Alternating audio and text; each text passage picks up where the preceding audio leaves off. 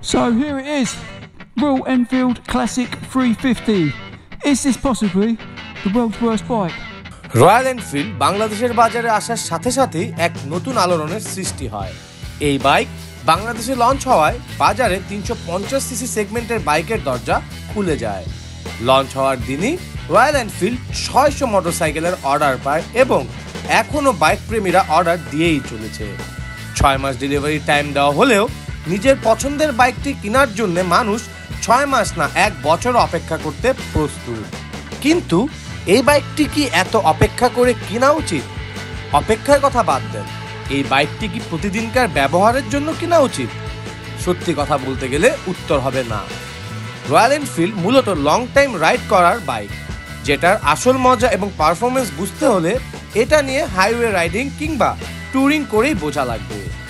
এই বাইকটি রেগুলার ব্যবহারের জন্য বানানোই হয়নি, বরং অ্যাডভেঞ্চার রাইডিং কিংবা এক্সট্রিম রাইডিং এর জন্য বানানো হয়েছে এবং তাই এই বাইকটির আসল মজা পাওয়ার জন্য আপনার লং রাইড অথবা ট্যুরিং করতে হবে এবং এই কারণেই বাইকটির মেইনটেনেন্সও বেশ ব্যয়বহুল।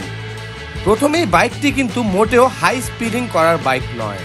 বাইকটি প্রচুর পাওয়ারফুল, তবে গতিসম্পন্ন নয়। এই বাইক নিয়ে পাহাড়ের চূড়ায় চলে যেতে পারবেন, তবে সোজা রাস্তায় R15 অথবা GSX R150 বাইকের ধারে কাছেও ভিড়তে পারবেন না। বাইকটির মাইলেজ মাত্র 25 থেকে 30 কিলোমিটার প্রতি লিটারে, যা অন্যান্য প্রিমিয়াম সেগমেন্ট বাইকের চেয়ে বেশ কম। শুধু কি তেলেই বেশি টাকা যাবে এমন না, শুধু তেল না, মোবিল বদলানোর সময়ও পড়তে হবে ভোগান্তিতে, কারণ 1 লিটার না 1.5 লিটার মোবিল প্রয়োজন হয় এই বাইকটিতে। অর্থাৎ প্রতিবার মোবিল বদলানোর সময় 2 লিটার করে মোবিল আপনাকে কিনতেই হবে। এইগুলো তো গেল ব্যয়ের হিসাব। এখন যদি ধরেন পাহাড়ে রাইড করার সময় বাইকটিতে কোনো সমস্যা দেখা দিল, তখন কি পাহাড়ে বা দেশের যে কোনো প্রান্তে এই বাইকের মেকানিক পাবেন? এটার উত্তর না, কারণ রয়্যাল এনফিল্ড এই বাইকটি বাংলাদেশে একদম নতুন। তাই সব জায়গায় এই বাইকের ইঞ্জিন বুঝবে বা কাজ করতে পারবে এমন মেকানিক নেই বললেই চলে। শেষে ট্রাক কিংবা অন্য কোনোভাবে বাইকটি টেনে নিয়ে আসা লাগবে। ইন্ডিয়াতে যারা রয়্যাল এনফিল্ড চালায় তাদের বেশিরভাগ মানুষেরই দ্বিতীয় বাইক হয়ে থাকে এটি, কারণ সিটি রাইডিং এর জন্য একদমই সুবিধাজনক নয় বাইকটি।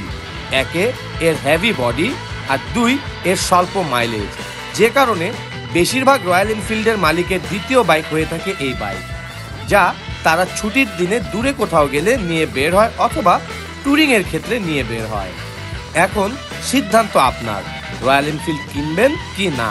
কারণ টানবেন অথবা নিত্য দৈনন্দিন কাজে ব্যবহার করবেন এই চিন্তা থেকে যদি এই বাইক নিতে চান, তাহলে অনায়াসে ঠকে যাবেন অথবা 3-4 মাস পর বাইকটি বেচে দিতে বাধ্য হবেন।